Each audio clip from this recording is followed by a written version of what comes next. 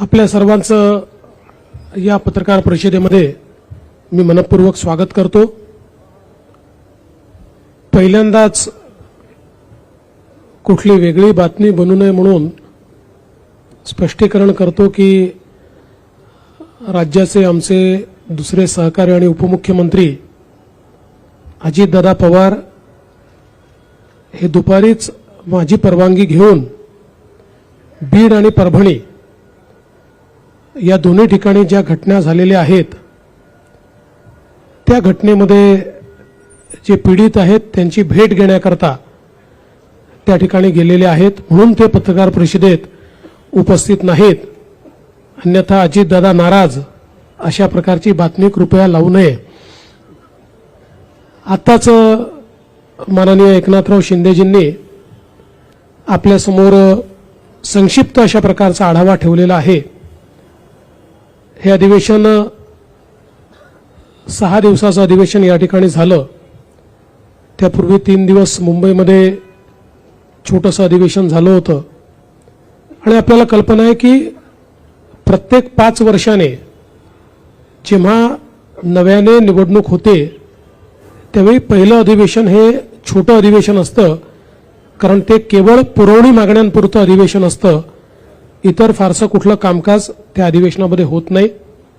तथापि या 6 दिवसामध्ये भरगच्च अशा प्रकारचं कामकाज या अधिवेशनामध्ये राज्य सरकारने केलेलं आहे आणि विशेषतः 17 विधेयकं मंजूर करण्याचं काम आणि चर्चेसहित, म्हणजे गोंधळात नाही तर चर्चा करून 17 विधेयकं मंजूर करण्याचं काम आपण केलेलं आहे। आणि एक विधेयक महाराष्ट्र विशेष जनसुरक्षा विधेयक हे संयुक्त चिकित्सा समितीकडे आपण पाठवलंय। खरं म्हणजे अर्बन नक्षलवाद आणि फ्रंटल ऑर्गनायझेशन्स या संदर्भात नक्षल पीडित सर्व राज्यांनी असं विधेयक केलेलं आहे, म्हणून आपल्याही राज्यात ते केलं पाहिजे असा अँटी नक्षल ऑपरेशन्स विभागाचा आग्रह होता। म्हणून आपण ज्यावेळेस शिंदे साहेब मुख्यमंत्री होते आणि मी गृहमंत्री होतो त्यावेळेसच आपण याचा मसुदा तयार केला होता, परंतु या संदर्भात अनेक अफवा पसरवण्यात आल्यामुळे त्यावेळेस आम्ही ते मांडलं नाही आणि आताही विरोधी पक्षाने कुठलीही मागणी न करता आम्हीच हा निर्णय केला की अशा प्रकारचं विधेयक मंजूर करताना कुठेतरी लोकशाहीची पायमल्ली करायची आहे, विरोधकांचा आवाज दाबायचा आहे, अशा प्रकारच्या ज्या वल्गना केल्या जातात, तर संयुक्त चिकित्सा समितीच्या माध्यमातून सर्वांना आपलं म्हणणं मांडता यावं ही व्यवस्था उपलब्ध करून देण्याकरता हे विधेयक आम्ही संयुक्त चिकित्सा समितीकडे पाठवलंय।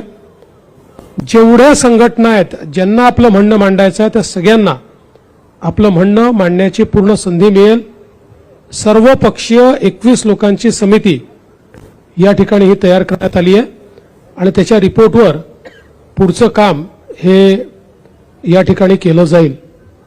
आपल्याला कल्पना आहे की जवळपास 35,000 कोटी रुपयाच्या मागण्या या आपण या ठिकाणी मांडलेल्या आहेत।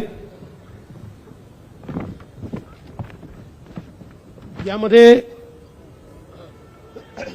साधारणपणे सार्वजनिक बांधकाम विभागाकरता 7,490 कोटी रुपये, कृषी विभागाकरता 2,147 रुपये, उद्योग ऊर्जा कामगार आणि खनिकर्म विभागाकरता 4,112 कोटी रुपये असे ठळक आपण निधी दिलाय। ज्यामध्ये आमची जी फ्लॅगशिप योजना आहे मुख्यमंत्री बळीराजा वीज सवलत योजना त्याच्याकरता 3,500 कोटी रुपयाची तरतूद करण्यात आली आहे।